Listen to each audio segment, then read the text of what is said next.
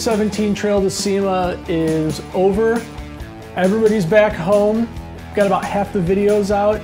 And I keep getting questions on YouTube, Facebook, and Instagram asking about some of the parts we use and just about the Jeeps in general. So I figured I'd take a couple of minutes to talk about some of our sponsors, a lot of the parts that we used, and how we set up the Jeeps to make it across the country and make the Trail to SEMA a success.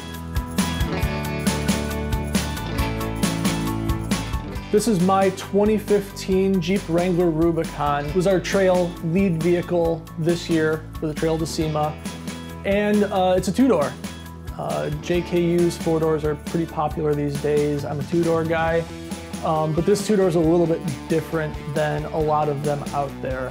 The most apparent question, the first question I get is, what's up with the suspension and why is the rear end all chopped up? I started out with an Icon Vehicle Dynamics bolt-on coilover system that I ran for about a year, about 45,000 miles. As trails get crazier and everybody's rigs get bigger, a two-door Jeep, it's too short for the trails and the obstacles that people really like to run. I worked with Synergy Manufacturing to stretch the back end out about 8 inches. From the factory, a two-door JK has a 95.5-inch wheelbase.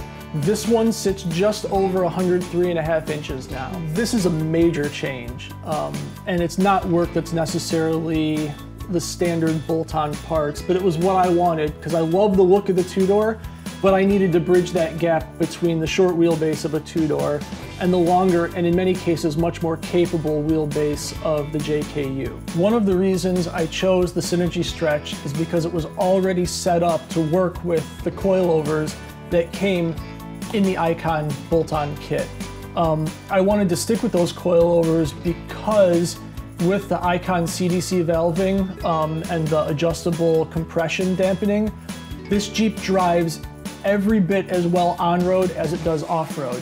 And considering it's now got 97,000 miles on it, I spend a lot of time in my Jeep, and comfort and ride quality is just as important as off-road prowess. If you want a more in-depth breakdown of what it took to stretch this Jeep 8 inches, go to our Trail to SEMA prep series of videos and you'll see everything from pulling the Jeep in stock form to driving it out at 103.5 inches.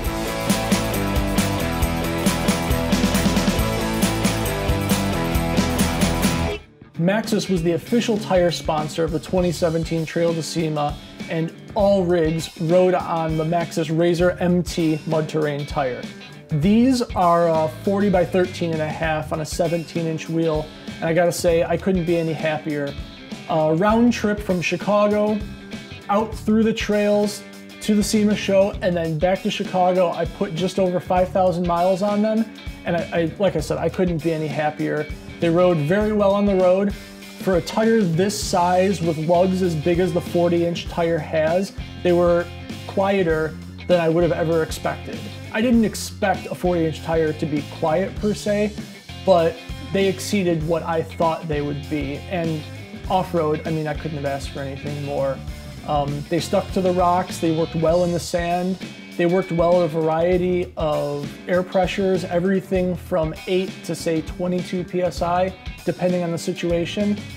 Like I said, I just can't say enough good things about them. Now on my Jeep, I mounted these up on a 17-inch Vision Wheels Manx Competition beadlock. It's a cast beadlock wheel. It's actually the same wheel that I ran last year. This year I just switched over to the silver because I really like the look. They've taken all the beating I can give them, and I've put these wheels through their paces. I think last year I might have beat up on them a little bit more, but I just know that they'll take anything I throw at them. If you want to see the process of mounting these big beefy tires on the beadlock wheels, check out the Trail to SEMA prep series where we go through a step-by-step process.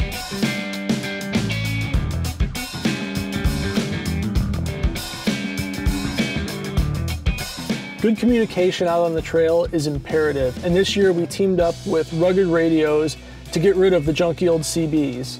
This thing is garbage. Our main form of communication this year in all of the rigs was the Rugged Radios RM25R. It's a waterproof 25-watt dual band radio. These radios not only gave us an absolutely crystal clear line of communication over long distances, but they're insanely easy to install. In here it was even easier because I had already installed a CB system, so I had an antenna mount. But it's power, ground, and a really simple solid bracket, and that's it. And Rugged Radios pre-installs all the channels you'd need, whether you're a licensed radio operator or an amateur like us. Being that this is a waterproof radio means it's also dust-proof. So if I've got the top off my Jeep, doesn't matter whether it gets dusty or a little bit of rain out on the trail, radio's not gonna get thrashed. Also, it's got a crazy loud speaker. We run these Jeeps without doors, without tops, and sometimes with the radio on listening to music, and I can always hear what everyone's saying over that, on the trail or on the road. Out on the trail, we needed a solid handheld radio for spotters, camera guys, and our drone operators to stay in constant communication with each other, and that's where the RH5R comes in. This is a 5-watt handheld unit. It comes pre-programmed with all the same channels that our units in our cars had. They're super user-friendly, easy to use. They've got some cool features like you can lock all the buttons, and when you got guys jumping in and out of Jeeps, the last thing you want is for them to reach for the radio and it not work. And when we lock the buttons, the only thing that works is the key up feature. They're super easy to use and have cool functions like a button lock so that if you sit on it, it doesn't change channels. There's tons of accessories for them. Headsets, helmet kits, intercom kits, and the batteries last days. They came in super handy. So handy that we got 6 of them. The days of the CB are over, and if there's one piece of tech that we couldn't have gone without on this trip, it's these Rugged Radios. That is a rad line. I highly recommend everybody with Flex take that line, which is everybody in the group. When I bought my Jeep new in 2015, I bought it with a factory hardtop. It just wasn't ideal for the trail, and when I wanted to go to a soft top, the best option was the Best Top Trek Top Pro. Hands down the best soft top I've ever had on any of my Jeeps. It's kind of unique in that it's a hybrid soft top with some glass in both the lift gate and glass sliding windows as well. It can be configured as a full soft top. You can open up the Sunrider section like a convertible, or you can take the sides out and run it like a bikini top. It's incredibly versatile, and it's the only soft top I'll ever put on a Jeep moving forward.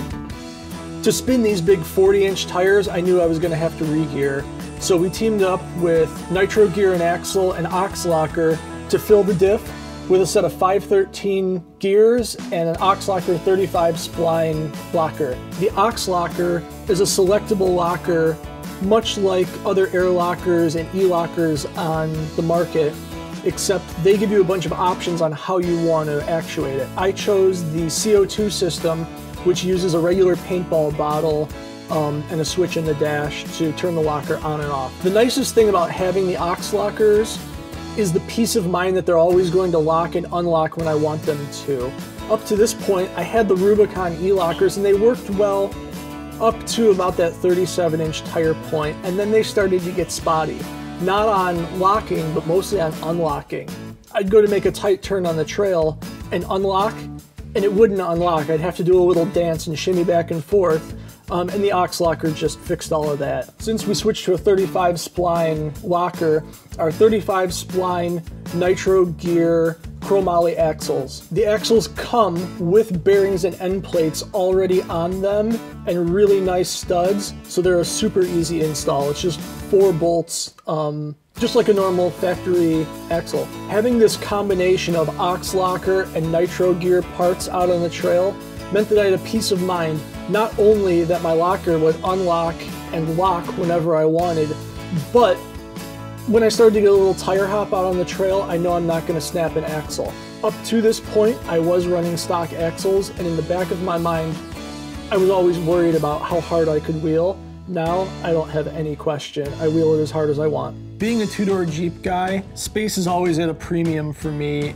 and it's always hard to squeeze in those couple of extra things you need for the trail. Daystar stepped up this year and got us some cam cans, which specifically for my two-door Jeep were a good way to add that little bit of extra storage. I particularly like the trail box, which was super easy to install and easy to access way to add storage to my Jeep. Daystar also provided some cam cans for fluid, which turned out to be particularly handy, not necessarily on the trail where we thought they'd be, but out on the road when one of our rigs ran out of gas. When it comes to storage on the trail, Daystar cam cans are really the only option. There are a couple of unsung heroes when it comes to building a vehicle, and most of them are things you just can't see. A big one this year, and one of our biggest sponsors, was Lucas Oil Products. Everything in this Jeep, every fluid, has something to do with Lucas Oil, whether it be motor oil or coolant additive. The diffs are filled with their gear lube, their oil stabilizers, even their fuel stabilizer. Lucas Oil Products has fluids for everything from your daily driver, your off-road rig, or your race car. When it comes to fluids, Lucas Oil is all I use. Another one of those products that you almost forget you put in, but you rely on every day is your battery. I run dual Optima yellow tops. They've been in here since the day I bought the Jeep. And like I said, I just forget that they're in there because they work. I've always got power for everything I'm doing. The yellow top is really focused on deep cycle applications like off-road and winching and things like that. Really, there's no other battery I'd put in my Jeep. And then there's the little things. The modifications that you do that you never realized you needed, and then you just realize you can't live without. And one of those is the MaxiView mirror. They're a stick-on convex mirror. They basically erase blind spots. And when you're towing a trailer, when you're out on the highway in a vehicle that may not be as fast as everything else out there, these become your last line of defense when you need to make a lane change or pull over to the side of the road or just backing up. They're simple, they're easy to install, and they became one of my favorite mods.